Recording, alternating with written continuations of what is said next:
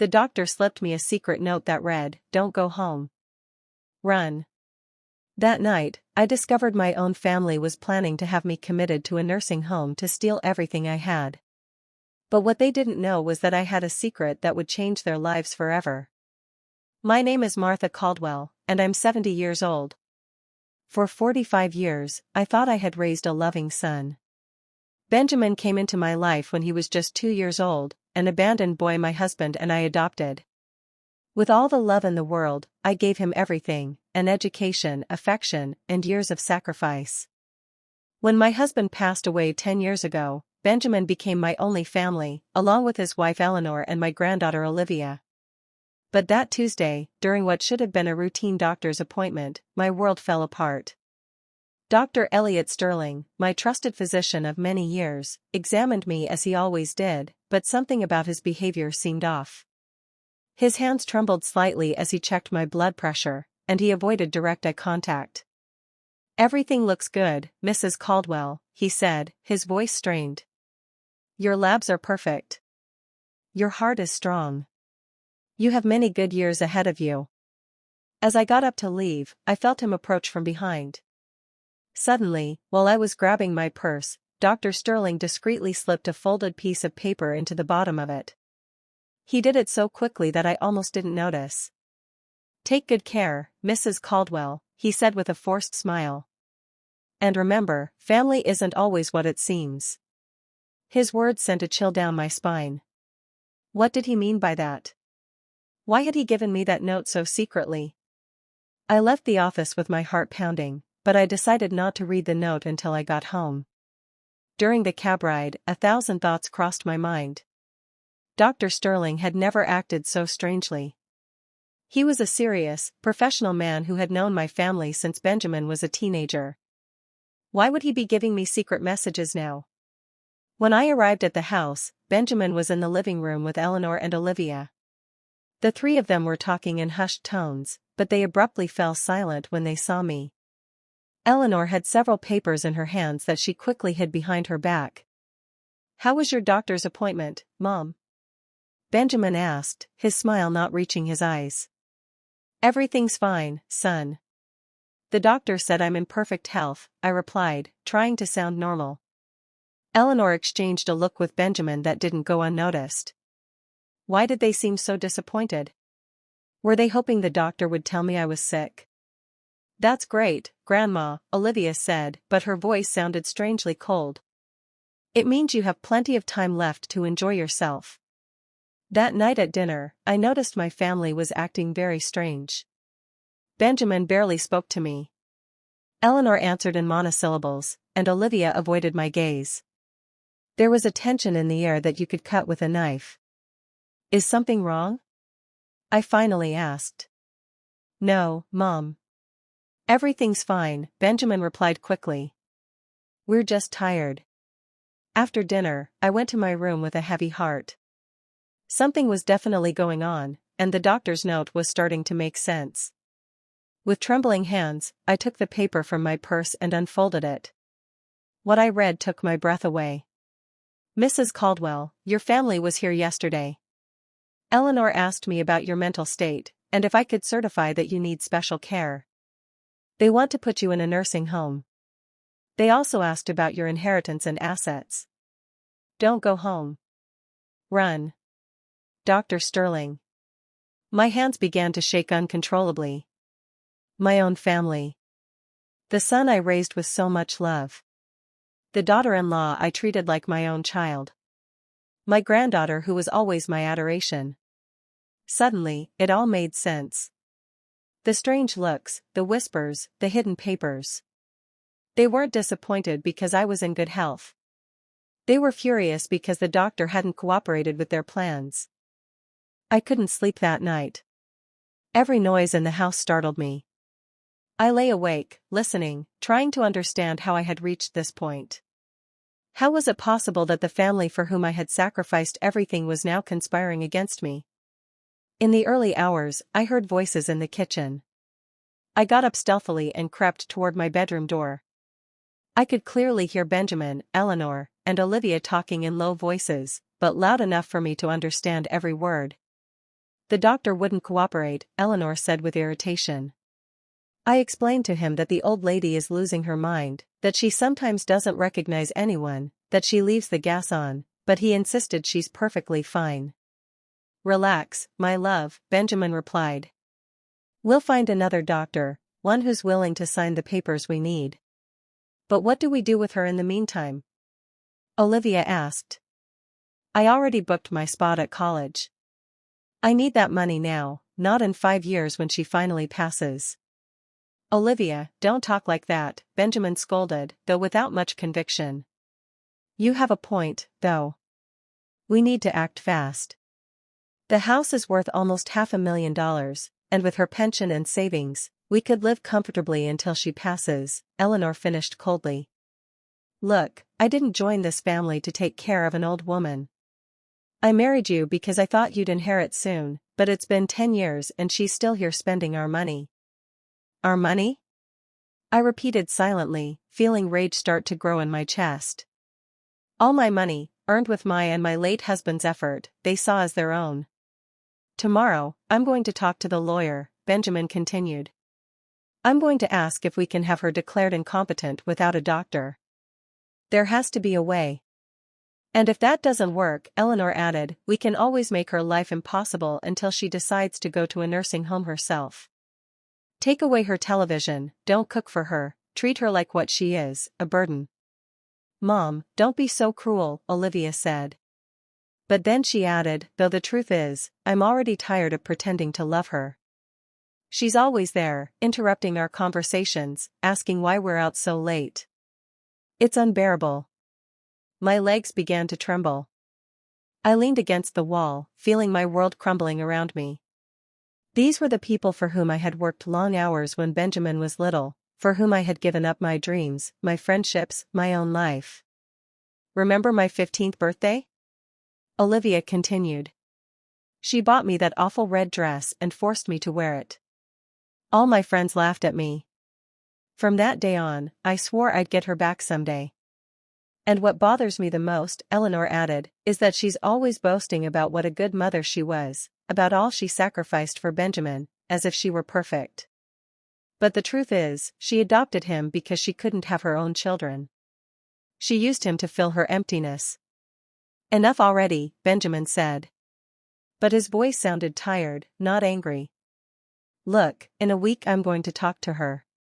I'll tell her we found a very nice nursing home, that it would be better for her to be with people her own age. And if she refuses, we'll use Plan B. What's Plan B? Olivia asked. We make her really lose her mind, Benjamin replied coldly. We switch her medications. We hide her things. We tell her she did things she didn't do. In a month, any doctor will certify that she's mentally unwell. The horror of his words hit me like a punch. Not only did they want to rob me, they wanted to destroy my mind, my dignity, my sanity. They wanted to turn me into what they claimed I already was. It's perfect, Eleanor said, excited. And once she's committed, we'll have access to all her accounts. We can sell the house, collect her pension, and manage everything without anyone interfering. Exactly, Benjamin confirmed. And the best part is that no one will suspect a thing. To the outside world, we're the perfect family, lovingly taking care of a sick grandmother. They laughed. The three of them laughed as if they had told the best joke in the world. They laughed at me, at my trust, at my unconditional love for them. In that moment, something inside me broke.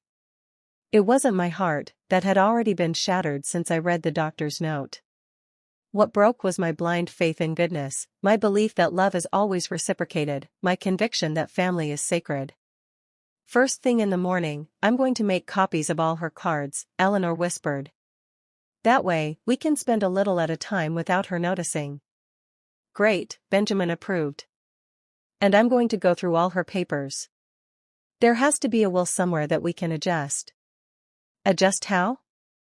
Olivia asked. Let's just say that Grandma, in her mental confusion, decided to leave everything to us because we're the only ones who care for her, Benjamin explained with a smile in his voice. Dad, you're a genius, Olivia said admiringly. But we have to be careful. What if someone suspects something? No one's going to suspect anything, Eleanor reassured her. She has no friends, no family besides us. She's a lonely old woman who is completely dependent on us. Who's going to defend her? They were right. I had no close friends. I had lost touch with most of them when I dedicated myself completely to taking care of Benjamin. I had no siblings. My parents had passed away years ago. I was completely vulnerable. But what they didn't know, what they had never bothered to find out, was that I had a secret. A secret that would completely change the balance of power in this situation. When my husband died, he left me with more than just love and memories. He left me with an inheritance I had kept hidden all these years, $2.2 million in an offshore bank account that only I knew about, in addition to 3 properties overseas that he had bought as investments. I never told Benjamin about it because I wanted to be sure he loved me for who I was, not for what I had. I wanted him to build his own life, to be independent. But now I realized I had been a fool. He had never loved me. He had just been patiently waiting for me to pass so he could inherit the little he thought I had. Well, Benjamin said finally, I think we're all clear. Tomorrow we put the plan in motion, and remember, in front of her, we have to keep being the loving family we've always been. Of course, Eleanor replied. I'm an excellent actress. I can fake loving her for a little while longer. I heard their footsteps retreating toward their rooms. I stayed there, frozen, with the doctor's note clutched in my hand. He was right. I had to run, but I wasn't going to run like a scared victim. I was going to run like a woman who had just woken up from a 45-year-long dream. I was going to run to plan the most perfect revenge they could ever imagine. I spent the rest of the night planning. I didn't sleep for a minute, but for the first time in months, I felt completely awake. I knew I had to act fast and intelligently. They had underestimated the old lady, but they would soon discover they had woken up the wrong woman. Early in the morning, when I was sure everyone was asleep, I silently took out my smallest suitcase and packed only the essentials, personal documents, a few changes of clothes, my medications, and most importantly, the little notebook where I had written down all the details of my secret accounts.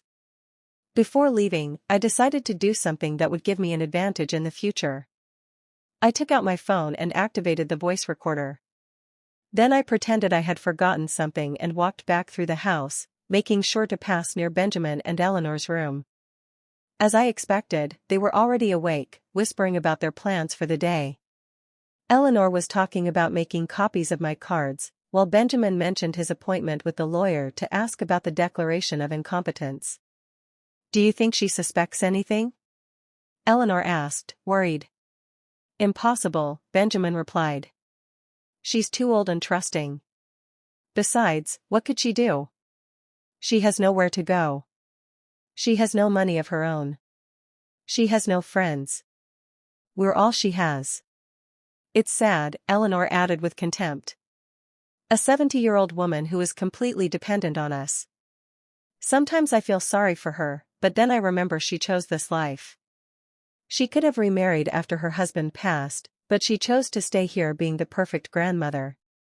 And now she's going to pay for that decision, Benjamin concluded coldly. Perfect. I had recorded enough material to sink them. After that, I put the phone away and finished getting ready to leave. I left a note on the kitchen table that said, "Gone to run some errands. I'll be back later. Martha." I knew they wouldn't suspect a thing. After all, an old woman going on a strategic escape wasn't a possibility they had considered. I took a cab to the nearest bank. It was Wednesday morning, and I knew I had a few hours before my family would realize something was wrong. At the bank, I withdrew a considerable amount of cash and verified that my secret accounts were intact. The teller, a young woman named Patricia, looked at me with curiosity when I asked to withdraw $5,000 in cash. "Are you sure, ma'am? That's a considerable amount to carry around in cash," she said with genuine concern. "Completely sure," I replied firmly. "I have some personal matters to take care of." After the bank, I took another cab to the most elegant hotel in the city. I knew I needed a place where I would feel safe while planning my next moves.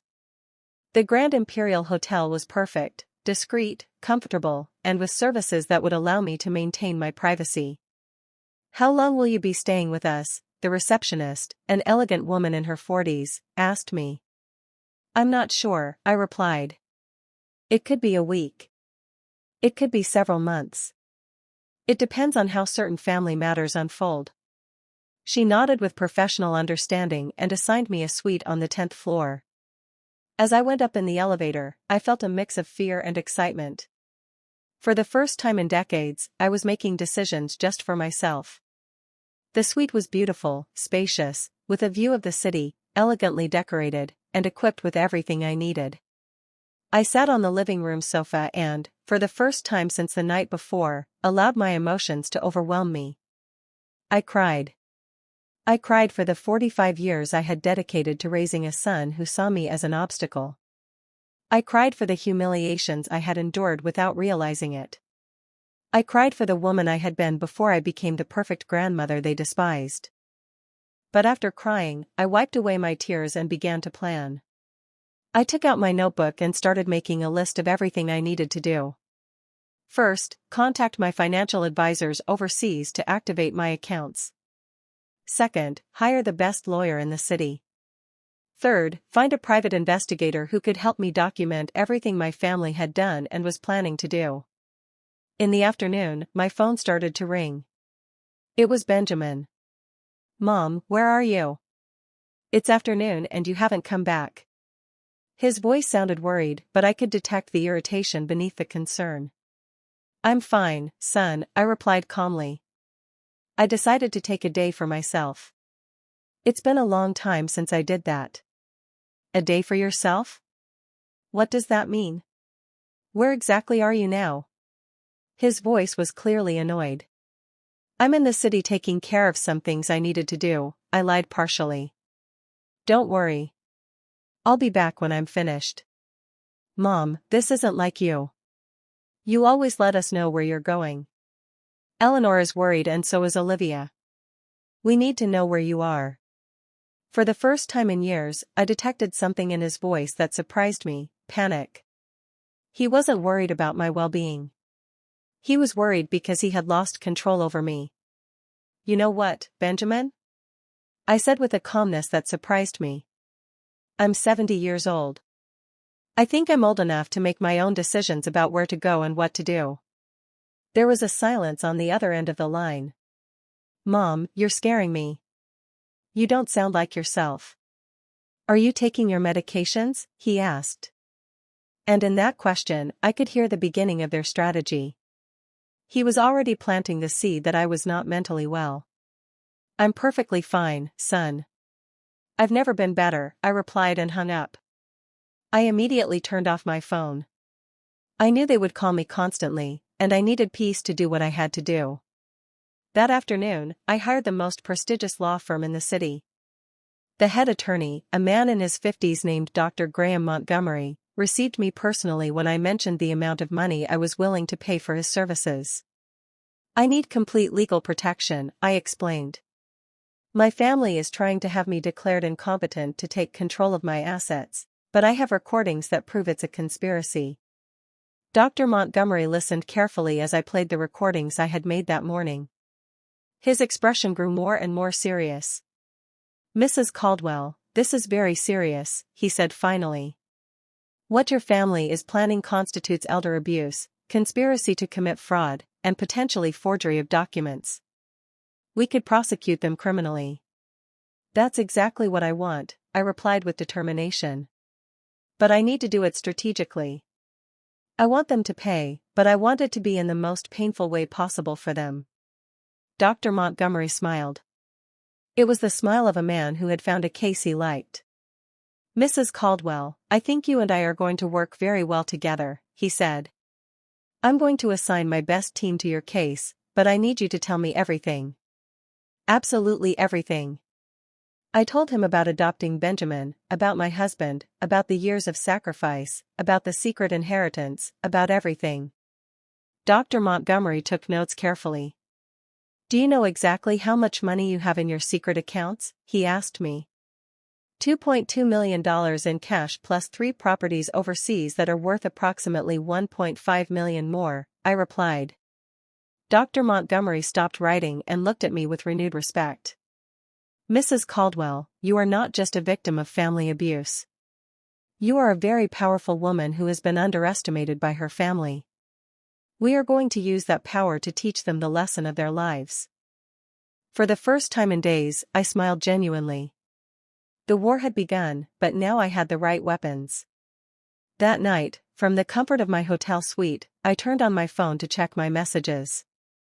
I had many missed calls from Benjamin, from Eleanor, and from Olivia. The text messages were becoming more and more desperate.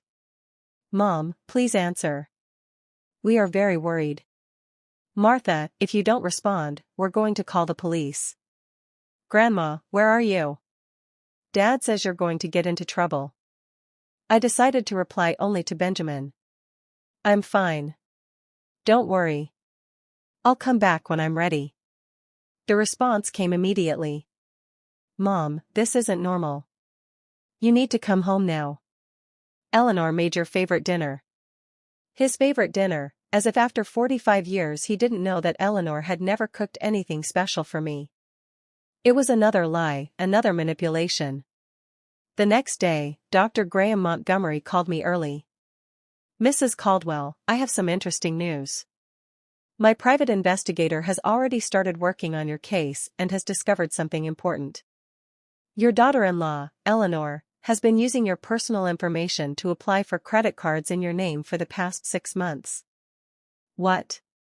I exclaimed, feeling indignation grow in my chest. She has 5 credit cards that you never authorized with an accumulated debt of $43,000. Purchases at luxury stores, expensive restaurants, even a trip to the Florida Keys last month, the lawyer explained. But I never went to the Florida Keys, I said, confused. No, ma'am, they went. Your family took a week-long vacation using your money while they told you they were going to visit Eleanor's sick mother. The memory hit me like a slap. I remembered that week perfectly. Eleanor had cried, saying her mother was very ill and they needed to go and take care of her urgently. I had given them money for the trip in addition to what they had already stolen with the fake credit cards. Dr. Montgomery, what else did your investigator discover? I asked, fearing the answer. Your son Benjamin lost his job 8 months ago, but he never told you. He has been living off your savings and pension. We also discovered that he has already contacted 3 different doctors trying to find one who is willing to certify that you suffer from dementia. Each revelation was a deeper stab.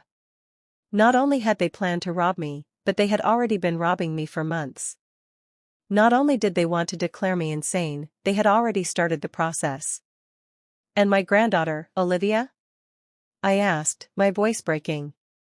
She also has her secrets, Mrs. Caldwell. She's 3 months pregnant, but she's lying to her parents about who the father is. Apparently, the real father is a married man of 50 who promised to leave his wife, but now doesn't want to know anything about the baby. Oh my, I whispered. My granddaughter, the girl I had helped raise, was involved in a scandal that could destroy her future. There's more, Dr. Montgomery continued. Eleanor has been having an affair with your neighbor Dave for the past 2 years. My investigator has photographs and videos that prove it.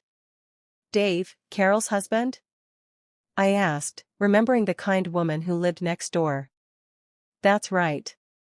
Apparently, Eleanor and Dave meet at a motel on Tuesday and Thursday afternoons while Benjamin believes she is at her yoga class. The irony was brutal. While they were planning to destroy my life by accusing me of being crazy, each of them was living a lie that made them far worse than I could ever have imagined. Dr. Montgomery, I want you to document all of this, I told him with renewed determination. Every lie, every theft, every betrayal. I want that when the time comes to confront them, they have evidence of everything. Of course, Mrs. Caldwell, but I have a suggestion. Instead of confronting them immediately, what do you think of letting them dig their own grave a little deeper?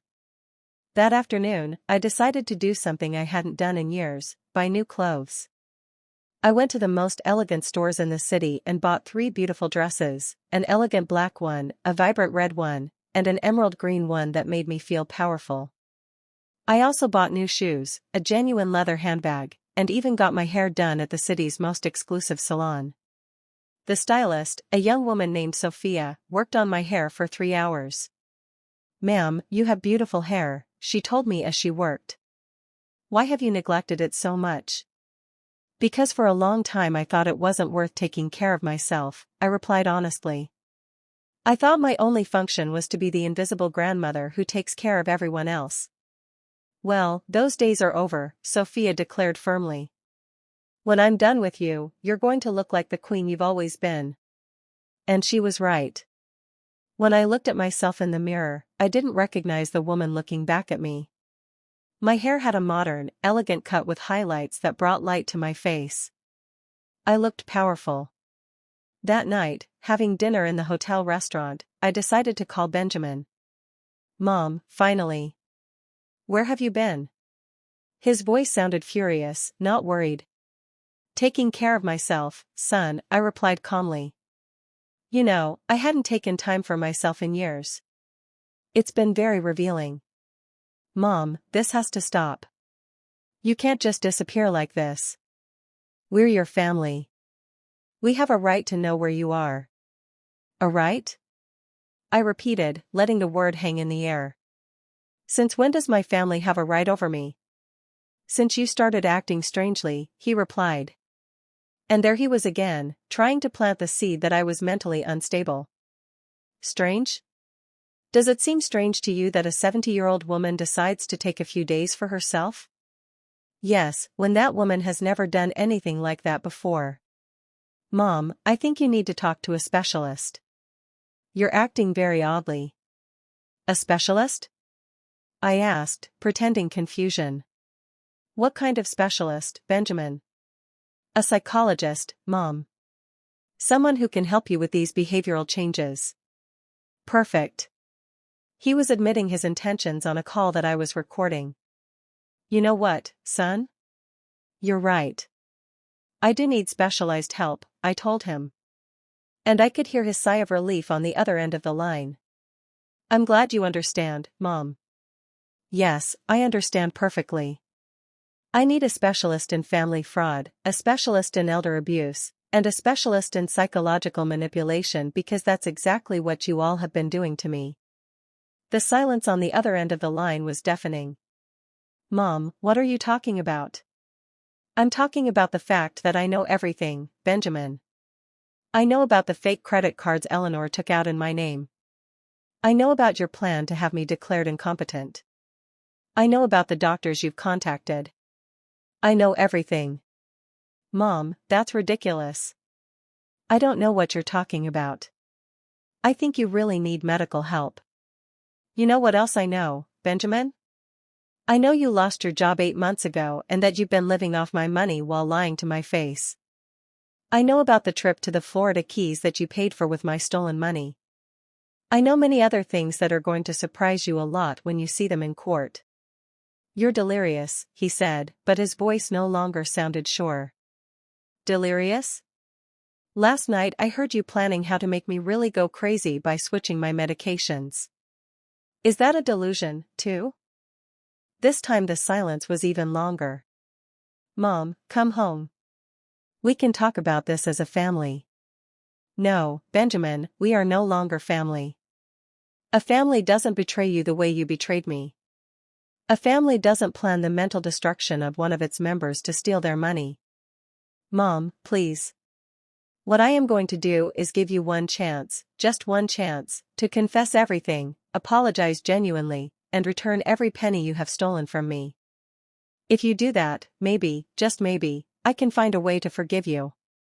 "We have nothing to confess," he replied. But his voice was trembling. "Then I'll see you in court, son. Have a good night." I hung up the phone and for the first time in days I felt completely at peace. The war had been officially declared and I had all the weapons. The following days were an emotional roller coaster. My phone wouldn't stop ringing with desperate calls from my family. First, they tried the love tactic, crying messages from Olivia saying how much she missed me, broken voices from Eleanor asking for forgiveness for any misunderstandings, and pleas from Benjamin begging me to come home to clear things up. When that strategy didn't work, they switched to fear and intimidation. Benjamin left me a voice message that said, "Mom, if you don't come back immediately, we're going to have to take legal measures to protect you from yourself. Your strange behavior is forcing us to consider legal guardianship." But Dr. Graham Montgomery had prepared me for this. "Mrs. Caldwell, let them file the petition for guardianship," he advised me during one of our meetings. "It will be the best evidence we could have of their true intentions. Besides, we already have 3 independent psychiatrists who have certified that you are in perfect mental condition." Meanwhile, my private investigator had been very busy. Every day, I received new reports that left me more surprised than I thought possible. "Mrs. Caldwell," he told me during our Friday meeting, "your family has dramatically accelerated their plans since you disappeared.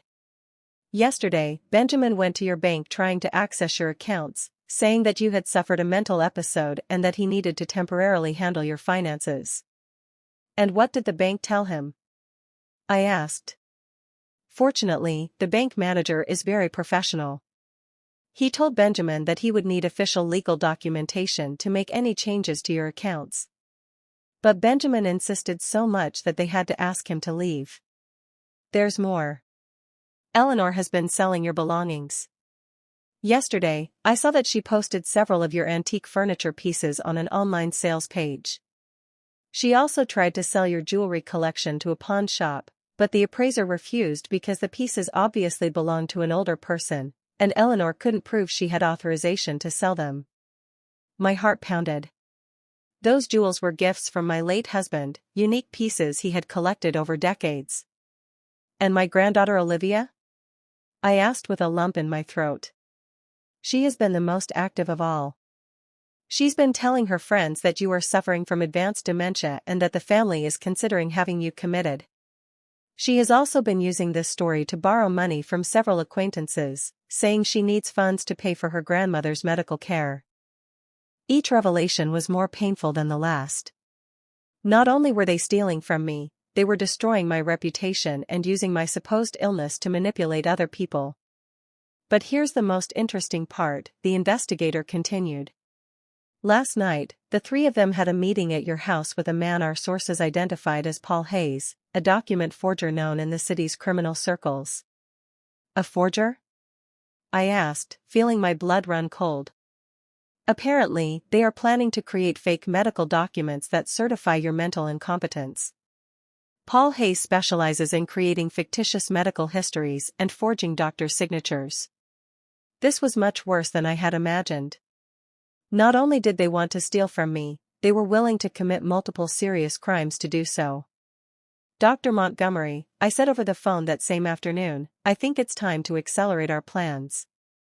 If we wait any longer, they're going to have fake documents that could complicate things." "I agree, Mrs. Caldwell. Are you ready for Phase 2 of our plan?" Phase 2 was brilliant in its simplicity. Instead of confronting them directly, we were going to let them incriminate themselves publicly. On Monday morning, I got dressed in my new elegant black dress, put on my best jewelry, and headed to the city's most prestigious real estate office. I had made an appointment to view luxury properties, specifically homes worth over $1 million. Mrs. Caldwell, the real estate agent, a polished man named Rick, greeted me. "It's a pleasure to meet you. I understand you're interested in acquiring a high-value property." "That's right," I replied with confidence. "I'm looking for a house that reflects my new stage of life. Something elegant, modern, with good security." "Perfect. I have 3 properties that might interest you." What Rick didn't know was that my private investigator had coordinated everything perfectly.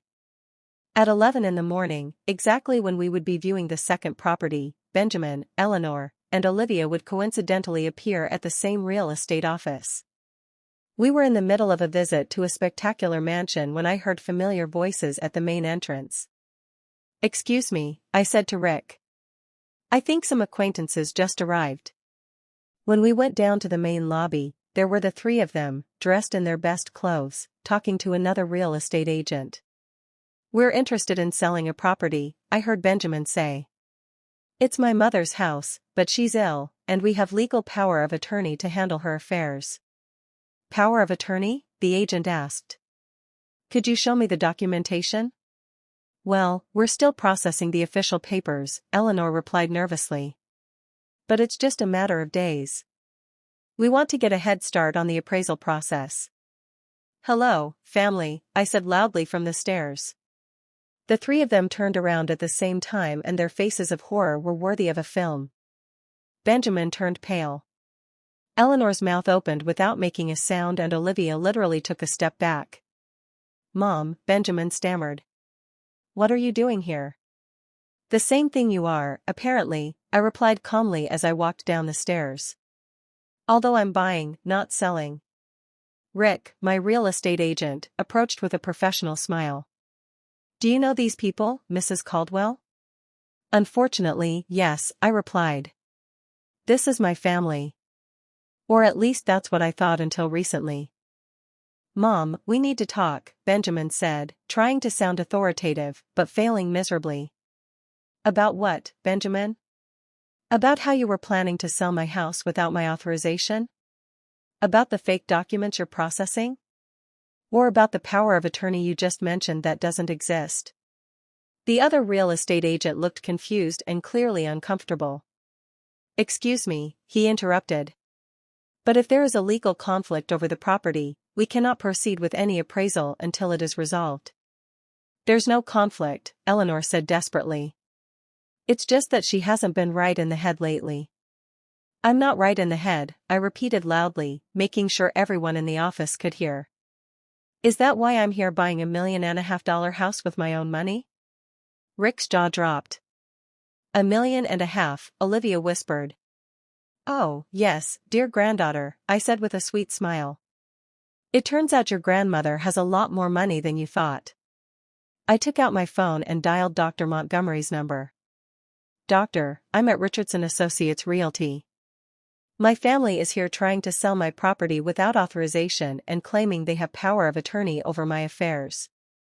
Could you send someone from your office to document this situation?" "Of course, Mrs. Caldwell. Someone will be there in 15 minutes. I hung up and looked at my family with a calmness that surprised me. "Now, we're going to wait for my lawyers to arrive," I announced. "And they're going to explain to everyone here exactly what legal documents you have, how you obtain them, and why you believe you have the right to sell my property." Benjamin tried to approach me. "Mom, this is a misunderstanding. We can solve it at home." "No," I said firmly, taking a step back. "There is nothing left to solve at home. I no longer have a home, at least not with you in it." Eleanor began to cry, but they were tears of panic, not sadness. "Martha, please. We're family. Everything we've done has been for your own good." "For my own good?" I asked, raising my voice. "Stealing my money with fake credit cards was for my own good? Planning to forge medical documents was for my own good? Hiring a criminal to fake my medical history was for my own good?"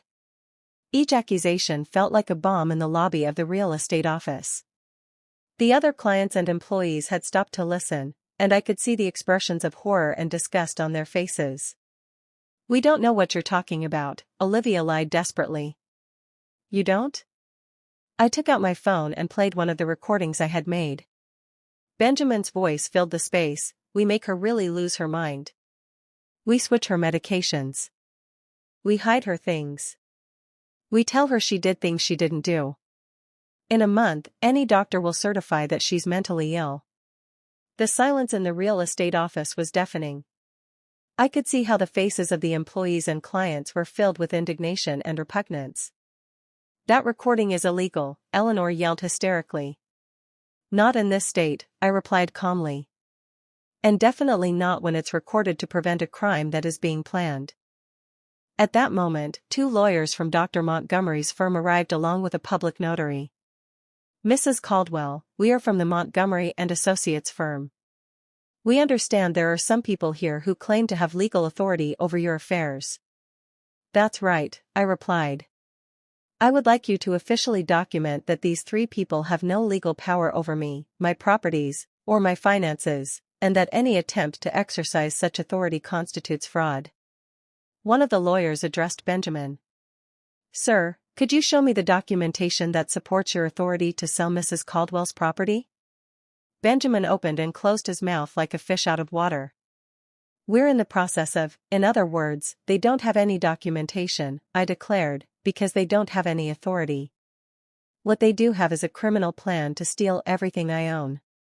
The public humiliation at the real estate office was just the beginning. When we left the building, my family followed me to the street, alternately yelling and pleading. Mom, wait, Benjamin shouted. Can't we fix this? It's all been a terrible misunderstanding. Grandma, please. Olivia cried. I love you. You can't do this to us. Eleanor, for her part, had completely changed her strategy. She no longer feigned love or concern. You're a bitter old woman, she shouted at me as I got into my cab. You've used us all these years. Benjamin gave you the best years of his life, and this is how you repay him. The best years of his life? I turned toward her from the cab window. Do you mean the years I worked long hours to support him? The years I gave up my career, my friends, my social life to raise him? Those years you chose to adopt him, Eleanor replied with venom in her voice. No one forced you, and now you pretend we owe you eternal gratitude. I don't pretend you owe me gratitude, I replied with a deadly calm. I just pretend that you don't steal from me, that you don't betray me, and that you don't plan to drive me crazy to get my money. Apparently, that was too much to ask. I told the cab driver to start the car, leaving my family shouting on the curb. That afternoon, Dr. Montgomery summoned me to his office for an urgent meeting. Mrs. Caldwell, I have extraordinary news, he said with a smile I hadn't seen before. Your family made a critical mistake after the incident at the real estate office. What kind of mistake? In their desperation, Benjamin went directly to the document forger, Paul Hayes, and paid him $50,000 in advance to speed up the creation of your fake medical documents. $50,000? Where did they get so much money? From the credit cards they took out in your name. And apparently Eleanor sold her car. But here's the best part, Paul Hayes is an informant for the authorities. He has been collaborating with them for the past 6 months to dismantle a document fraud ring. I was speechless for a moment. You mean that your family is not only being investigated for family fraud, but they are now under federal investigation for conspiracy to commit medical document fraud. The authorities have audio and video recordings of the entire transaction. That night from my hotel suite, I decided to do something I had been putting off, confront each member of my family individually, but not face to face. I had something much more powerful in mind. I opened my laptop and created an account on the country's most popular live streaming platform.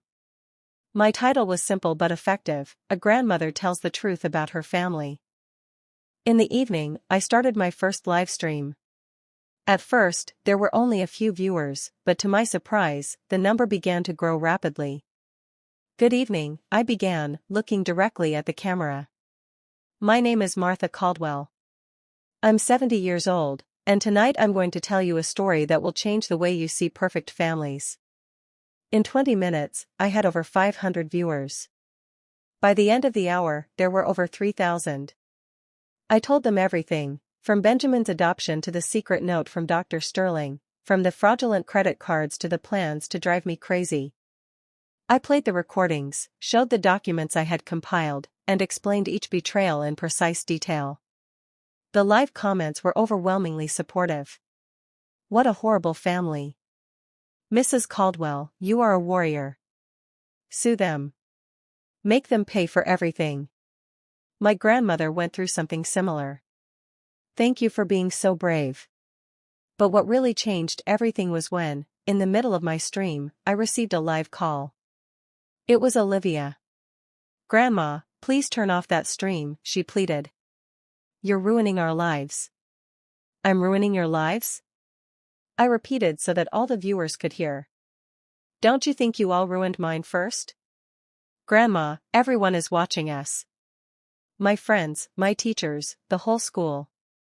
I can't even leave the house. And how do you think I would feel if you had me committed to a nursing home against my will, declared mentally incompetent, and stole all my money? That was never going to happen. We were just exploring options. Exploring options? I shouted for the first time in days, losing the composure I had maintained.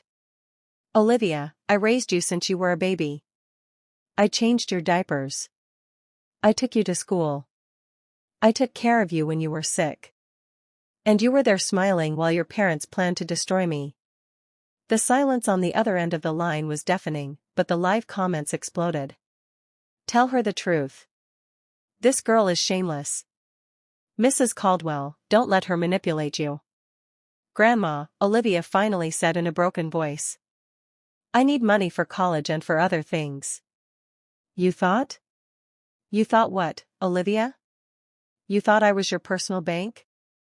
You thought you could collaborate on a plan to drive me crazy and then use my money to pay for your studies? It's not like that. Then how is it? Explain it to the 4,000 people who are watching us right now. Explain to them why you told your friends you needed to borrow money to pay for my medical care while I was perfectly fine. Another silence, then barely audible. How do you know that? Because I'm not the old woman you think I am. I know everything, Olivia. Everything, including things about you that your parents don't know. What things? Things that could ruin your future much more than this stream could. She hung up immediately, but the damage was already done. The viewers had heard my granddaughter implicitly admit that she knew about the plans against me. 5 minutes later, my phone rang again. This time it was Benjamin, and he sounded absolutely furious. Mom, turn off that stream right now, he roared. Hello, Benjamin, I said sweetly. Do you want to talk to the 5,000 people who are watching us? This is defamation. I'm going to sue you for slander. Slander? Is it slander to play audio recordings where you all plan to drive me crazy? Is it slander to show bank statements that prove you've been stealing from me for months? Those recordings are illegal. Not in this state, son. And definitely not when they're made to prevent a crime. But tell me, do you want to explain to all these viewers why you paid a document forger $50,000 yesterday afternoon? The silence was so long, I thought he had hung up. How do you know that? Because Paul Hayes is an informant for the authorities. Benjamin, congratulations. Now you're not only being investigated for family fraud, but for federal conspiracy. You're lying. Want to bet? Check the news tomorrow morning. Or better yet, wait for the agents to knock on your door. The live comments went wild. Authorities. This family is going to jail. Mrs. Caldwell is a detective. Justice for Grandma. Mom, Benjamin said in a broken voice, completely different from his fury before. Please stop this. We can still fix it. We're family, aren't we, Benjamin? I replied with genuine sadness. A family doesn't betray. A family doesn't steal. A family doesn't plan the mental destruction of one of its members. What you are is not a family. It's a criminal organization that shares a last name. We gave you 45 years of our lives. You didn't give me 45 years. I gave you 45 years of my life. I gave up everything for you. And you? You were just waiting for me to pass to inherit what you thought I had. We need that money, Mom. We have debts, problems. And that's why you decided to drive me crazy. That's why you decided to steal from me. That's why you decided to destroy the last years of my life. It wasn't personal. Those 3 words hung in the air like a death sentence. It wasn't personal. 45 years of love, sacrifice, and dedication. And to him, it wasn't personal. You're right, Benjamin, I said finally. It wasn't personal for you all, and from now on it won't be personal for me either. I'll see you in court. I hung up and looked at the camera. And that, dear viewers, was my family, I said with a sad smile. Tomorrow, I'll continue with this story. Good night. I ended the stream with over 7,000 viewers and hundreds of messages of support. For the first time in weeks, I went to sleep feeling that I was not alone in this battle. The next morning, I woke up with my phone full of notifications. My live stream had gone viral. I had thousands of messages of support, hundreds of interview requests from media outlets, and surprisingly, dozens of messages from other older people who had gone through similar situations. Mrs. Caldwell, one message said, "My son did the exact same thing. Thank you for being brave and telling your story. You've inspired me to take action." Another said, "I'm a lawyer specializing in elder abuse. Your case is textbook. If you need additional help, I'm at your disposal at no cost." But the message that impacted me the most was from a woman named Carol Sterling. "Mrs. Caldwell, I'm a social worker. Just yesterday, I prevented a family from having their 75-year-old father committed after seeing your stream. Your courage is saving other grandparents. Dr. Montgomery called me early in the morning. Mrs. Caldwell, I have news that will change everything," he said with a smile I hadn't seen before. The authorities arrested Paul Hayes last night, and in his interrogation, he confessed everything about the transaction with your family. Everything. Not only did he admit that Benjamin paid him to forge medical documents, but he also revealed that your family asked him to create a fake will in your name, leaving everything to them and declaring that you were mentally incompetent when you signed it. I felt as if I had been punched in the stomach. A fake will. Apparently, the plan was much more elaborate than we thought. They were going to use the fake medical documents to have you committed. Then they would present the forged will and finally wait for you to pass in the nursing home to legally inherit everything. My goodness, I whispered. How long had they been planning this? According to Paul Hayes, Eleanor first contacted him 4 months ago. This was not a desperate last-minute decision. It was a calculated and premeditated conspiracy. That afternoon, while I was processing this new information in my hotel suite, I received an unexpected call. It was Olivia, and for the first time in weeks, her voice sounded genuinely broken. "Grandma, can we please talk? Just you and me." "What for, Olivia? For you to lie to me again? For you to try to manipulate me emotionally?" "No, Grandma. To tell you the truth. The whole truth. I can't take this anymore." Something in her voice made me hesitate. I decided to take a risk. "Okay, but it will be in a public place with witnesses, and I'm going to record the entire conversation. Whatever you want, just please." We met at the cafe in the hotel lobby. Olivia arrived with eyes swollen from crying, dressed carelessly, very different from the vain girl I knew. "Grandma," she began before I could say anything. "You have to know that I never wanted things to go this far." "How far, Olivia? How far did you think was acceptable?" "At first, Mom and Dad just talked about convincing you to move to a luxury nursing home. They said it would be better for you, that you would have the company of people your own age." "And what did you think?" "I thought maybe they were right. The house is very big for you alone, and sometimes you seemed lonely." She stopped and looked me in the eyes. "But that was before I knew about the money." "What money?" "They didn't know about my secret accounts." "No, but they knew about your pension, about the savings you had in the local bank, about the value of the house. Mom had been investigating for months, going through your papers when you weren't home. She would call your bank pretending to be you. She even went to see your old boss to ask about your retirement pension." Each revelation was a deeper stab. And when they decided it wasn't enough to just convince me, Olivia began to cry. "When Mom found out that you could live another 20 years, she said she couldn't wait that long, that she needed the money now." "What did she need the money for so urgently?" "To pay Dad's debts. He lost a lot of money on sports betting over the past 2 years. He owes over $100,000 to some very dangerous people." Another shocking revelation. Benjamin had not only lost his job, he was a compulsive gambler with dangerous debts. And what part did you play in all of this? I needed money for college and for other things. She unconsciously touched her belly.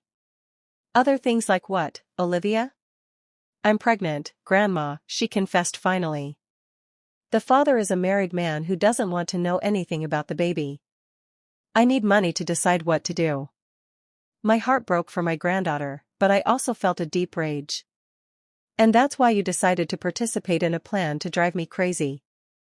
I didn't know they wanted to drive you crazy, she shouted, attracting glances from other cafe customers.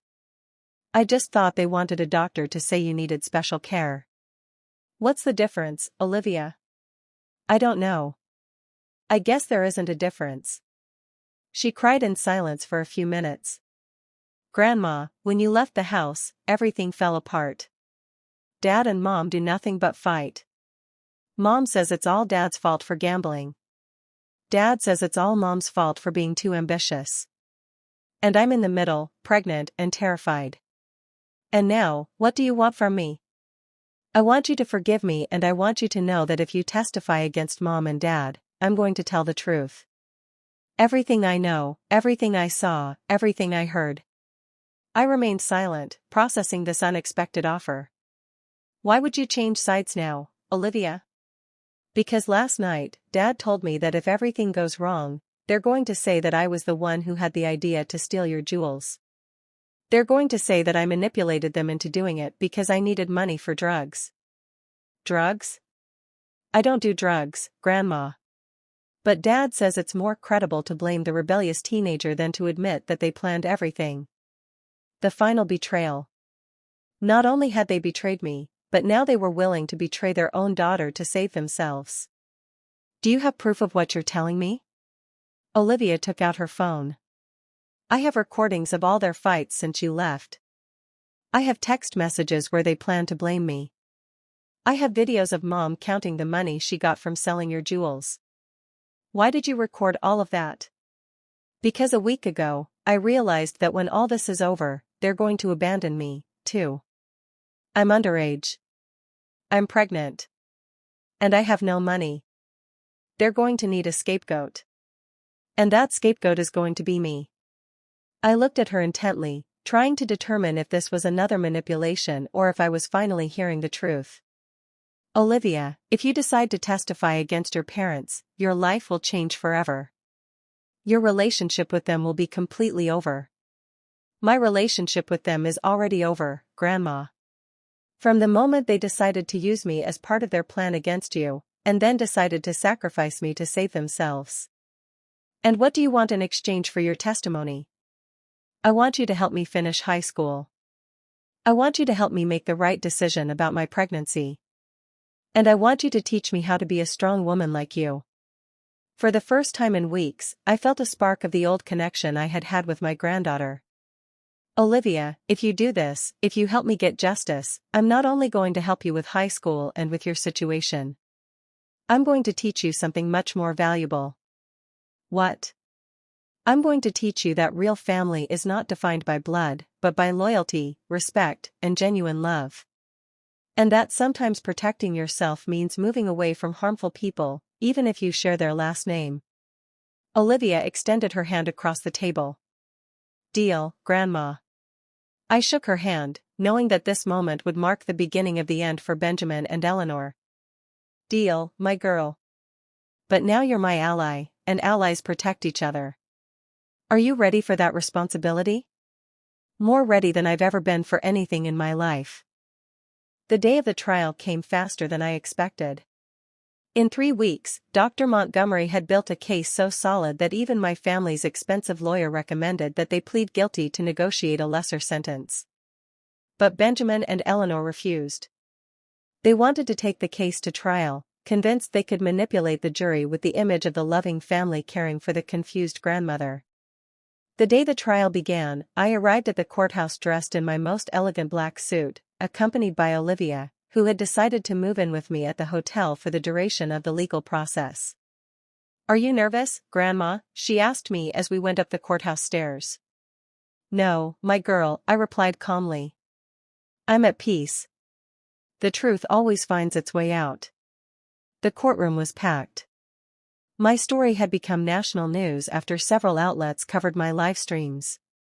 There were journalists, cameras, and dozens of older people who had come to show their support. When I saw Benjamin and Eleanor at the defense table, I barely recognized them. Benjamin had lost weight and had deep, dark circles under his eyes. Eleanor looked gaunt and nervous. The stress of knowing they were facing years in prison had taken its toll. The prosecutor presented the case masterfully. He showed the audio recordings where they planned to drive me crazy. He presented evidence of credit card fraud. He explained the conspiracy with the document forger and finally showed the proof of the fraudulent mortgage on my house. But the most shocking moment came when Olivia took the stand as a witness for the prosecution. "Miss Caldwell," the prosecutor asked her, "can you tell us what you heard when your parents discussed their plans for your grandmother?" With a firm, clear voice, Olivia narrated every conversation, every plan, every betrayal. She described how they had planned to switch my medications, how they had calculated how much money they would get from my passing, and how they had decided to blame her if everything went wrong. When she finished testifying, the silence in the courtroom was deafening. I saw several members of the jury wiping tears from their eyes.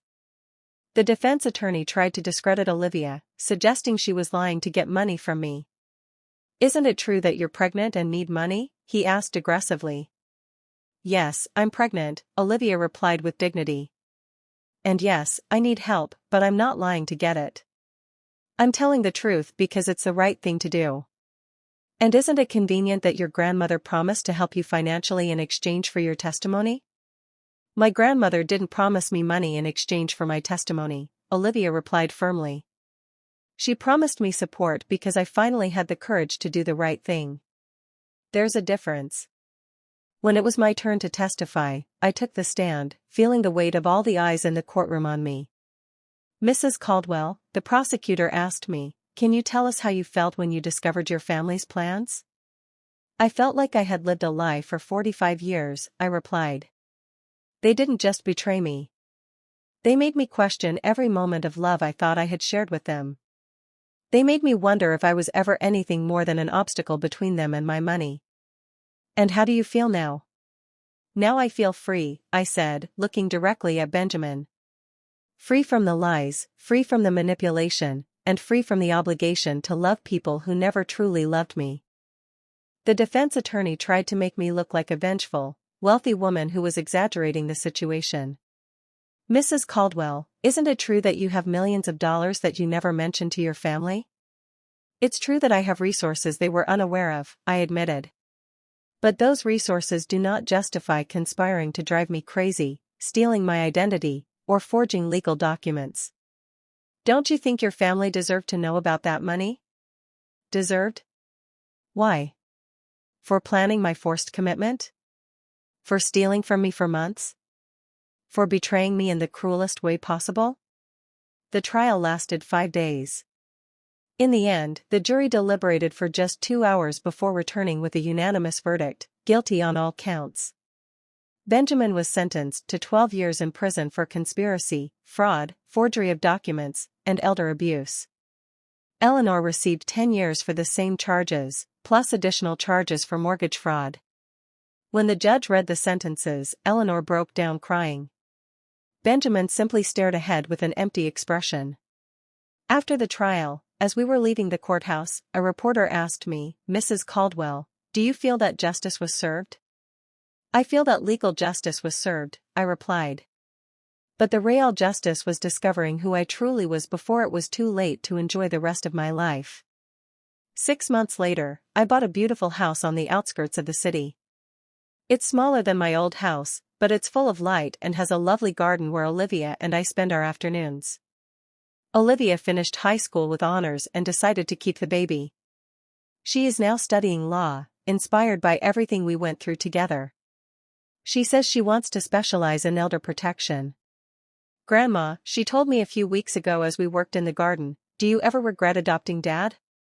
"I don't regret adopting him," I replied, caressing the flowers we had planted together.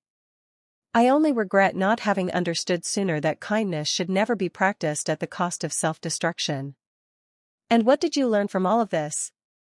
I learned that real family is not defined by blood or shared years. It is defined by mutual respect, genuine loyalty, and unconditional love. I learned that it is better to be alone with dignity than to be accompanied by betrayal. And I learned that it is never too late to start over. Now at 71 years old, I am living the fullest life I have ever had. I travel, I read, I have new friends, and above all, I have a genuine relationship with my granddaughter, who has become the daughter of my heart that I always wanted to have. Benjamin and Eleanor have tried to contact me from prison several times, but their letters go directly to the trash, unopened. Some doors, once closed, should never be opened again. Every night before I go to sleep, I am thankful for three things: for Dr. Sterling, who had the courage to warn me, for my own strength that I didn't know I had, and for discovering that endings can also be beginnings if you have the courage to write your own story. Kindness is still important in my life, but now I practice it with wisdom. I help other older people who are facing similar situations. I support Olivia in her studies, and I have created a foundation to prevent elder abuse. But more important than all that, I finally learned to love myself as much as I loved everyone else my whole life. And that, my dears, is the most valuable lesson of all.